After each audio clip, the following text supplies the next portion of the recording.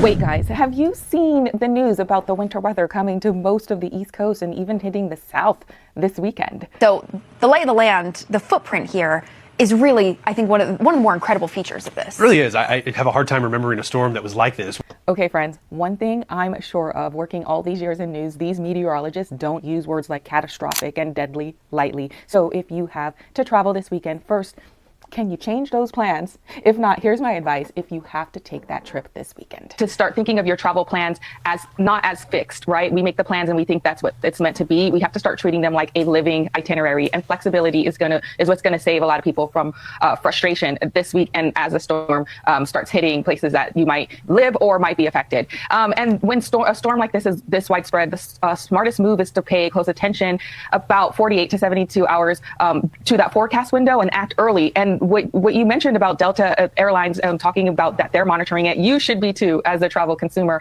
and not waiting for the actual official cancellation. Because if you see trouble brewing, proactively changing flights before cancellations hit is going to save you a lot of frustration, because when cancellations actually hit, everybody's going to be trying to do the same thing. A few more points. Winter storms don't just disrupt trips. They expose how travel systems works. So when a major winter storm is predicted, schedules start shifting before weather arrives.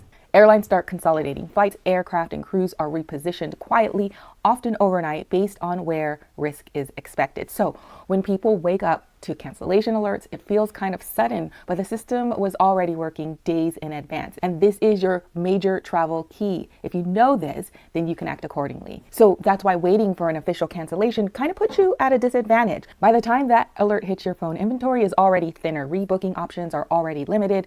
The people who moved early weren't panicking. They were responding to how the system actually works, and this could be you too. So that's what I mean by a living itinerary. It's not about changing plans at the last minute. It's about understanding that flexibility gives you access before disruption becomes in your face and your real life.